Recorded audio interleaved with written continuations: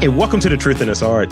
I am your host, Rob Lee, and I am truly, truly pleasured to be in conversation, to take the time to be in conversation with a self-taught, abstract, expressionist artist who shares a little piece of her heart in every painting she creates. Please welcome Sarah Peguero. Welcome to the podcast. Thank you. Thanks so much. I'm so happy to be here. Thank you for coming on and taking the time. It's I think there's a handful of interviews that I've done with folks that it's like, I'm out of the country. I'm in the North Pole where you're saying you're at. You're there freezing. Yes. So it doesn't pay to be tropical in the North Pole. So there you go. No. But I'm a Viking right now. I decided to be a Viking from the Caribbean. So the Caribbean Viking, that's what we're going to go with. Yes. They call me the Caribbean Viking sometimes. That actually might be the name of this interview, if we're being honest. So again, thank you for coming on. And I want to start off with, before we get too deep into the conversation, could you share your story? Where'd you grow up? And could you describe your first experience with art? Well, yeah, I grew up in the Dominican Republic in the Caribbean. I am the youngest of 5 siblings, the pain in the, the little one.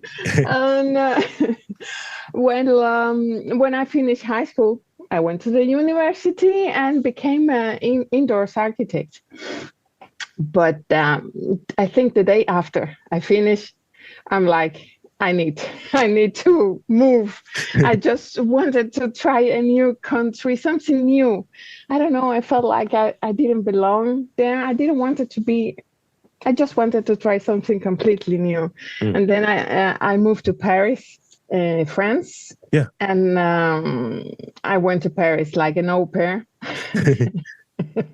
for 9 months. But then I found a design school. I told my dad, I will be back in 1 year. I didn't. I've been in Europe 33 years, I think. Oh, wow. Yeah. Wow. Yeah. So, no, please. No, I just come home every year, to visit them. But yeah, Europe, it stole my heart. No, that's something. And thank you for walking us through that, because I have a lot more questions related to it. So what would you say one of those early moments for you was like? You wanted that change and you ultimately landed in Europe and started off in France. Yeah. When did you really see art for the first time? Was it like you at a museum, you saw maybe some street art, you saw a really interesting book, like fashion illustration or something to that effect? But what was the thing that you saw? You were like, wow, this is art. This is beautiful. It has my attention. Well, to tell you the truth, it was not in a museum or a book or anything. I went to visit a friend. And they have these beautiful paintings in the living room. It was white walls with a lot of flowers. And I'm like, wow, I was just standing there and I'm like, oh my God, it was so beautiful. But then something, I don't know, I said hey, I can do that. I'm going to try to do that. And then I just bought some paint and I tried to do it, and I still, my parents, they have one of those paintings. And I don't know, that was the beginning of everything. Yeah. It's funny. I didn't have to go to a museum. I don't come from a family, that's very, I don't know, there's not so many art history in my family. No, but I think, going into work as a self-taught artist, I think it's something interesting about it. Like when I look at what I do as a podcaster, I didn't go to school for this or what have you. I kind of just had an interest in it and, learned how to do some of the things. I can get sound out of a conversation. I can get a conversation. So having this sort of background, I've read that interior design, fashion illustration are part of your background. Yeah. So talk about how that plays into your work, your abstract expressionist art. Well, the interior design, I think it helps me a lot, when I have to make dips, the painting the different angles and the three-dimensional. It helps me a lot. And when I went to the university, it was not like today. We had to make everything with our hands. There was no computer, no iPads, nothing. And now I can see I have to build boxes. When I send paintings, I just sent a painting to Texas. Yeah. It was so huge. I think it was 40 and 60, what do you call that? Inches. Yeah. Wow. But I had to build the box by myself. Nobody told me that when I started to being an artist. I hated so much to build the cases. It was a huge box. And that helped me because when I studied indoors architect, we have to build everything, the small houses and with the carton. And I think it helped me a bit. So you had a bit of a leg up on and with that regard of having the that background. Yeah, but and the fashion illustration too, because I make I'm crazy about making faces. I love I make face art, and I have two styles: abstract and the faces, and they are very fashionable. Like it. I'm told that I have a very animated face at times, as you'll probably see in the duration of this interview. So when I asked, like, why don't people take pictures of you and paint you more? I was like, I don't want to break their brushes or their cameras. But the funny is, I can't. For example, if you tell me, can you paint me? I can't. Mm. The paintings, those I make, the faces, they just come out. I just get a piece of paper and I just paint, and then there's a face. I don't look at anything. It's like, well, they just appear like that. It's funny. It's your imagination, right? So yeah. What really what gets those sort of juices flowing creatively? Like what really sparks your imagination to like basically make something out of an idea or something out of nothing? And it's like, I see a face, I see like the structure of a face. And so how does your imagination drive that? It doesn't. It just, I don't know. When I paint, I start with a blank page, for example, and I make put a lot of colors and a lot of layers. And the one layer, it depends on the one that was before. But suddenly there's maybe an eye or an ear, a mouth in a shadow. And when I see it, it's just like, whoa, 2 seconds and there's a face. It's like that. I work the faces. I'm looking at I painted a few things around the studio, what have you, and as you're describing a little bit there, I'm looking directly at this painting that I did, and it's literally black and white. It's like 3 bars. It's in the center of it is white, and the top and bottom bars are black. And for whatever reason, I just painted eyes on there for some reason. And I don't know why I did it, but it was just there. And now it's like I'm looking at a face that's behind like the blinds or something. Yeah, but sometimes it's just there. It's funny. I had a follower that wrote to me, well, she told me, is it people you know? And I'm like, no, I don't know. And she's like, well, it's maybe ghosts. And I'm like, oh my God, no, I've never thought about that. Maybe they existed before and they want to be seen. And I'm like, oh, wow, I've never thought about that. It sounds creepy, but... Caribbean Viking, ghost conjurer. Okay, I'm listening. It's so many different superlatives here. No. Yeah. So I read this that I read that you find excitement in standing in front of that blank canvas, and the unpredictability fascinates you. Speak more on that. I love that. There's nothing more fascinating than a blank canvas, because it's like I'm just staying there and I'm like, I can make so many different paintings. And I'm like, which one I'm going to make? There's so many possibilities. And then when I start with my layers, my colors, and then, I make a painting. But then I'm like, well, if I change this, and then I make another painting on top of the first painting. And sometimes it's so heavy, the, the canvas, I'm like, oh my God. It's like I've done a lot. Yeah. If it's not working, I can make 3 paintings on top of each other. Oh, But wow. sometimes it's like, okay, the first time. But it's very exciting because there's so many possibilities, Hmm. so many different paintings you can make, so many colors, so many. It's wonderful. I never get that block, that I'm blocked before the white canvas. Never, never. Hmm. Yeah, it's I think sometimes like in looking at, meeting a new person, right? For these interviews, I look at them as a blank canvas. Like we talked a little Yeah, bit before we got started, but really these conversations are you're getting to know a person, and sometimes I'm not quite sure where to start. So I have some semblance of a script that I go yeah, off of, but really once we get into the conversation, it's not like I'm reading and it's like insert laugh here, say this here. It's just, go through it and, have a conversation and use this as a framework. But I find it to be very exciting and fascinating to understand like how, creative people like yourself think.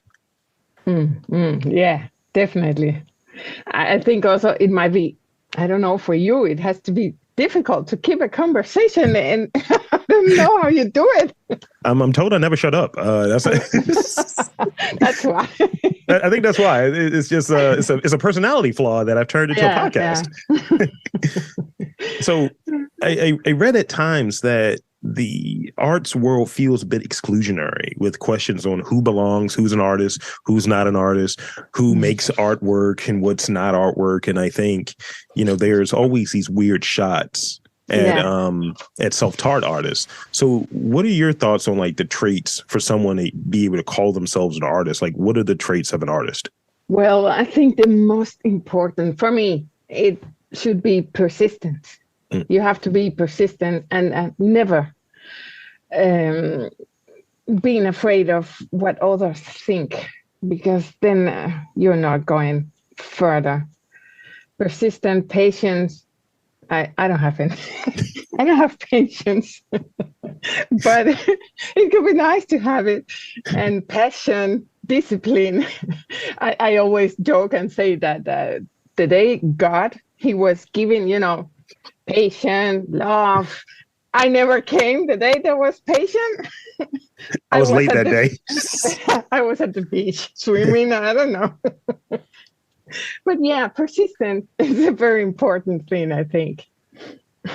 Yeah, I hear it's like an obsession in some ways where, whether it's you're driving, I think there are a few different things that people drive towards, whether they're asking a question in their art or they're trying to pose a question, or they're going off of obsession or passion or something Yeah. that's driving it. And, I in doing this and as doing as many interviews as I've done, like I think, while we're recording this, I'm almost at 500 interviews in like just over 3 years.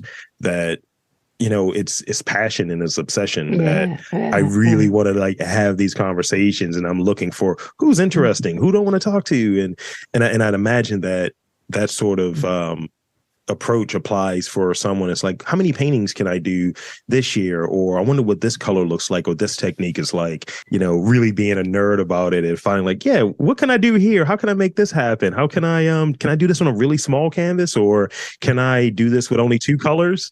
Yeah. That's a big challenge sometimes because, for example, I always used to paint huge canvas, huge, because I feel free. I can do whatever I want. But then I say, no, I have to learn to make really small ones. Oh my God, it was horrible. But I did it. It took time. Now I just made 10 small ones and I published them on Instagram. I only have one back. I sold them all. So it was great. It went really good. But we have to challenge ourselves and get out of the comfort zone. Otherwise, we never get a step higher. You will stay in the same place. Mm-hmm. When you look at some of your earlier work compared to your most recent work. How do you feel about that? Like seeing maybe the progress or seeing maybe things that you used to do in your work or techniques that you used to apply. How do you feel looking at older work versus newer work? I think I'm okay. I'm okay. But sometimes, I'm like, oh, wow, it's good. I'm learning more, but I'm okay with that because that's where I was that time when I made it. Mm-hmm. And now yeah, I've learned a lot. But if you say many years ago, we were home at my parents' house last week in the Caribbean, and I saw a painting my mom has in the living room. And I'm like, oh my God, please take it away, burn it, Cover that up. Oh my God. But we grow. It's like a life. We grow and we are different persons every day. And we learn something new and we just have to love every step in the way. Yeah. Yeah. Just like it is. I love it. And yeah, we always think we are in the best place we can be. But the next day we are in a better place if we trying to learn something new and yeah. No, that's good. That's good because yeah, I look at I listen to rather old interviews, and I'm kind of playing with this idea of I want to just delete all of my questions. Like I use kind of like some questions, and I modify them as needed, but I kind of use some questions as a framework. And I remember listening to, it was a comedian, his approaches. Every year he would go through all of his jokes that he wrote in that year and he would get rid of them. He would burn them. He would throw them away because he wants to start fresh in a new year. Yeah. And I'm thinking like, do I want to do that? And if I arrive at the same question, then that's just something that I really am curious about. But maybe I'm thinking of better ways or different ways to ask a question and go towards the same process. Yeah. Yeah. We always grow. Anyway, I think it's a good idea that to start just from zero. Yeah. Where do you want to develop in like the next year or so, like within your practice? Are there like certain techniques that you want to apply, or you interested in maybe exploring other mediums or other approaches in your work? Yes, I'm very fascinated by this. How do you call this? Oh my God, I'm blank right now. It's I don't remember the name. It's something you pour on top of the paintings. I've learned everything by myself. And sometimes I'm looking at other artists and I'm like, what the heck is he doing? And then I have to go to Google and try to find out what they're doing or ask them. But resin, it's resin. Yeah, I would love to try it, but I have no clue on how to do it. I think I have to find some YouTube videos and try to, because I want to do it myself. I like to experiment. I would like to try that, but I have a lot to learn. Because I see people using like the pour over resin with like wood and stuff, right? Yeah, and then they burn it and I'm like, oh my God. It looks so cool. Now I have a blank wood canvas now. Like that's interesting. Like where like is it you're on like where does that sort of interest come from? Like is it because you saw like maybe someone in your feed like that was really interesting, or it was something that you're like, well, I may not have had the access to it or never even thought of it? Like I am interested in doing podcasts in a different way, and I've been listening to a lot more like audio dramas, so like plays, but they do purely as a podcast or radio. And I'm like, that's interesting. And it's a very old idea. They used to do this stuff in the 50s or earlier. Yeah. And I'm like, I kind of want to do that and explore that a little bit. I still want to do my main practice and doing these interviews and such, but maybe do something that's more fictionalized and, interesting in that way. And still the vehicle, if you will, is podcasting or storytelling, but the way I'm going about it is different. Is that the way that you're looking at the resin sort of work? Maybe. I want to try it. I am a person. You I don't know. I jump Yeah. from a mountain, and I don't know if I remember to take my parachute. I'm like, I'm going for it. And then That's I find out if I fall and hit myself, okay, I just stand up and try again. I love that though. It's just, you have to go through these things, these sort of trials, if you will, and it's not failing really. If you don't No, do it right, no. it's learning really, isn't it? Yeah, yeah. If you don't try, you'll never know. So this is interesting because I saw that that your abstract expressionist pieces are using a multitude of materials, including oils, acrylics, coal, crayons, all Everything. that. You're using everything. Everything. How how Everything I find. how important is variety in your work? And I'm kind of hearing a little bit of that in what you were describing a moment there. But Mm. what sort of restrictions do you put in there? Like, I'm absolutely not going to use charcoal on this body of work, or Oh no. what sorts of yeah. Everything. There's no restrictions. People ask me on Instagram sometimes, and do you wait until it's dry? I'm like, no, go for it. I'm not, I'm not afraid. I'm like, this is my painting. If I mess it up, I'll fix it because it's mine. I only me knows how it has to look like. And there was a follower. He was like, "Oh, you should have stopped with the details before." And I was like, "How dare you? It's my painting." I didn't tell him. I didn't answer, but I was inside of me. How dare you? You don't have to tell me where to stop. It's my painting, and I decide how it has to look like. I love the difference in the materials, everything. I want to try everything. I don't know, I get bored so easy. No, no, no, it, no. Yeah, I totally get that. And yeah, it's like I always am looking for what is the next thing that's going to keep me interested. yeah. And sometimes it's talking to people in Denmark, such as yourself. Oh, And other times it's just doing a podcast by myself. I don't know how that works out, but it is not trying to be bored, but also like knowing why you're doing what you're doing. It's like, I'm curious about this. I'm interested in this. yeah. And I'm really on the same page when people ask questions because they want to put it in a box or in a bucket of this is what your work is. And it's like, I say what my work is. Not you. Yeah. I say what it is. So if I want to just scrap the entire audio, it's like, trust me, I know what I'm doing.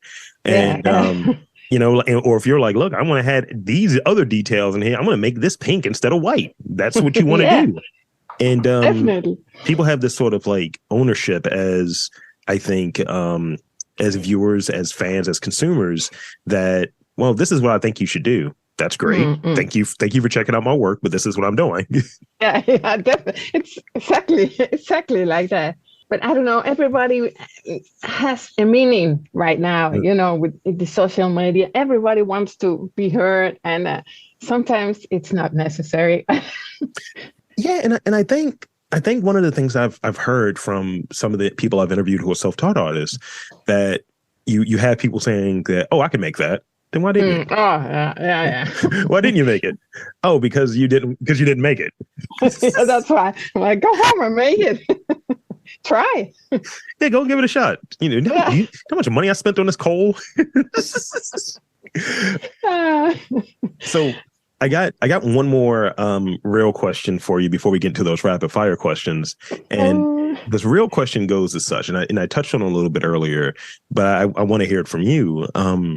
Does your work fall closer to passion or curiosity, and why? Well, I think it's more freedom. It gets closer to freedom and passion because I work. I don't know if I told you, I have a full-time job. Sure. And my job is I'm in a box and I have to do everything. If I make a mistake, there's a lot of problems. So when I paint, it's like I'm free. I can do whatever I want. I can use the color I want. People tells me, "Oh, I love how you choose colors," and I'm like, I don't. I just grab the lila, violet, and pink, and whatever. I don't think. It's like I'm free. I can do whatever I want, and maybe that's why it makes everything so dynamic and people like it because it's spontaneous. Yeah, You call it like that, yeah. I love, think passion is more I love that. passion and freedom. I love that. I love that. Yeah.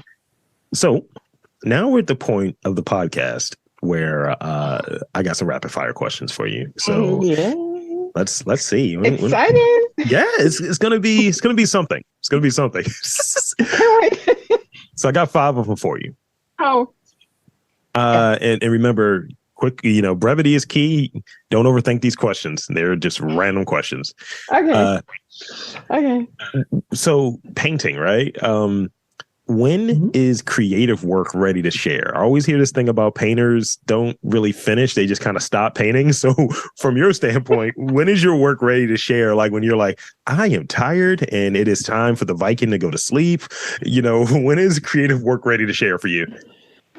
It's when nothing bothers my eye. There's just a little point that is bothering me. I keep going and going and going. But when everything looks like the Vikings' brain, if it matches my, I don't know. I know when it's ready. Otherwise, it's your gut. Yeah. It's your gut. Yeah. When is your favorite time to work? It could be during the day. It could be like during a part of the year. Like a lot of people get stuff done during the winter, because they're inside because it's so cold. So when do you like to work? Yeah, definitely when it's dark outside. In the summer, it's not easy. I like to go outside. I have a big, huge window, and I'm always looking after everything. So it's better when it's dark. I dig it. What is your favorite color? Oh my God. Yeah, if gold is a color, it's gold. I love bling bling. I love it. I have gold in all my paintings, I think. See, I knew it was something there. My inner faux Dominican loves his gold as well. I love rose gold. So yeah, I'm here for it. Yeah. Describe your style in one word, your style of like how you go about your business, how you go about creating your work. What's one word that describes you? Yeah, that's a hard one. I think it's freedom. I feel free. Freedom. Yeah. I was thinking it was going to be that actually, because freedom was a thing where I was like, you know what? That's a good answer. And so this is the last one I got for you. Yeah. So I like to know what people eat. I mean, you're Danish now. You're in Denmark. Yes, I am. I am. So what dish do you cook best? Because I hear the Dominican influences, the Danish influences, the other European influences. What dish do you cook best? You are going to laugh now because I think it is lasagna. Really? Yeah, it's not Dominican or Danish. So you just going Italian? Just going Italian with it, I say. Yeah. And my next life, I'll be Italian. I decided that. No, I love it. I love good lasagna. I mean, like I don't like when people like here's some vegetable lasagna. You can keep that. I don't want that. Yeah, that's not lasagna. I love it. I love that. It's like that's not lasagna. Get that spinach out of here. Extra ricotta, thanks. So that's pretty much it for the interview. And I want to thank you for chatting with me and hopping onto the podcast. And I want to invite and encourage you to tell the listeners where they can check you out, your website, and check out your Instagram, all of that good stuff. The floor is yours. Yeah, thank you. My website is sarahpegueroart.com. And my Instagram is sarahpeguero.art. Everything is almost the same. And my email, if you want it, is sarahpegueroart.gmail.com. It's easy. Everything is Sarah Peguero Art. It's just one straight line right to it. There you go. Yes. I want to again thank Sarah Peguero for coming on to the podcast. And I'm Rob Lee saying that there's art in and around your neck of the woods. You just got to look for it.